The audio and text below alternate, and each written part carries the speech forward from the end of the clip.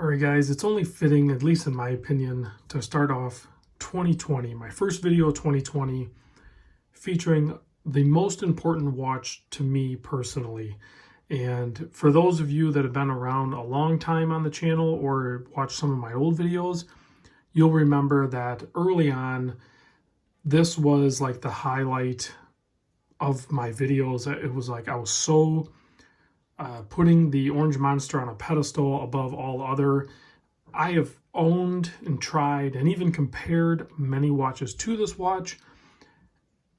Most of them kind of just in fun and joking and stuff like that, because obviously some of them are just really good watches, and the Seiko Monster is, you know, nice entry level, or was. So, but for whatever the reason, this watch stuck around. All the others have come and left, and I still have my original Orange Monster.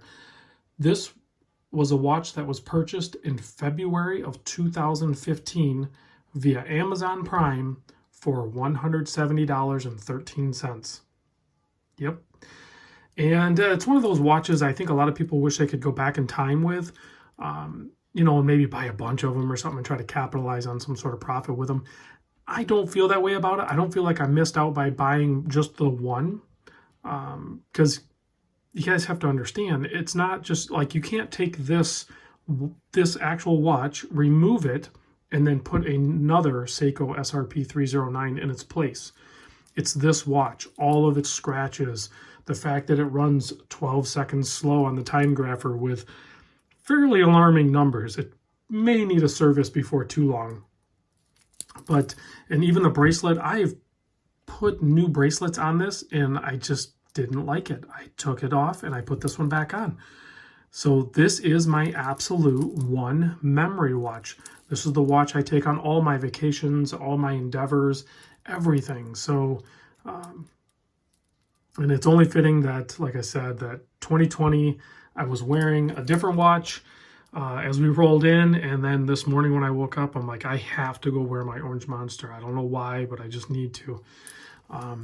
So just for the heck of it, let's talk about it. Let's talk about it as I traditionally talk about watches. You're talking case size of 42.75 millimeter, lug to lug 47.6, so 47.5 mil. Thickness only 12.3. It looks chunky and thick, but it's not. 12.3 is actually really thin, guys, when it comes to dive watches. 20 millimeter lug width. You can see the bracelet actually flares out wider than the lugs. The bracelet does taper down to a 20, which is where the lug width, where it kind of started at. So this is more like 22 here, and then it's inset with that 20. That's going to allow it to do that, which is going to also produce a more comfortable wrist feel. Drilled lugs as well, 120 click bezel, knurled screw down crown, 200 meter water resist, day date, 4R36, hand wind and hacking automatic movement. So that pretty much covers the specs on this. Used or new, depending on condition, current trending prices as of January of 2020, you're looking at, I don't know. I know one guy, a buddy of mine, Tony, he just picked one of these up, and I think he paid less than $500, I'm pretty sure.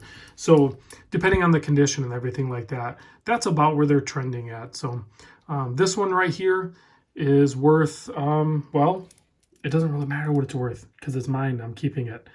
So if you look at it, I just noticed, like even today, these scratches up here along the bezel, I don't remember doing those. But there they are, and I'm totally fine with it. There's actually even some scratches you can see there towards the center of the hardlocks. There's some scratches there. So this thing has gotten a ton of wrist time, and I am super, I don't want to say cautious or gentle with my watches, but I'm more than aware that a watch is on my wrist. And so it's actually kind of weird to me to see even this one. I mean, like I said, it's been like almost 5 years to see it even in this condition. And the only thing that I can think is that I've wore it so much that even being, quote, kind of careful and being aware that a watch is on my wrist, that things still happen. And typically I cycle in and out of watches so quickly that you're just not going to see this kind of wear on any of my watches. Like if anybody that buys a watch off me, just because they don't stick around very long. This one's coming up on 5 years. That's a long time for me. I know you guys can chime in the comments. What's the longest owned watch in your collection? Maybe that is your Grail watch. Maybe you already have that Grail watch. The watch that you've had the longest and still gets wrist time. If those two factors come into play or intersect, you might already have your one watch and all the others are just play watches. And that's honestly how I feel about this whole hobby. All the other watches, they can come and go. This one will always remain. So hopefully you guys can have that one day. Whatever the watch is, whatever the reason or whatever, brought you to that, I just hope that you can achieve that in your hobby. Sometimes the hunt is always fun, but maybe you already have that one. So let me close you guys out with a Loom shot. I just figured I would throw this video out there. I had to do it. It's just, this watch just means too much to me not to talk about it again. And I'll probably do a follow-up video in February, like 5 years of ownership.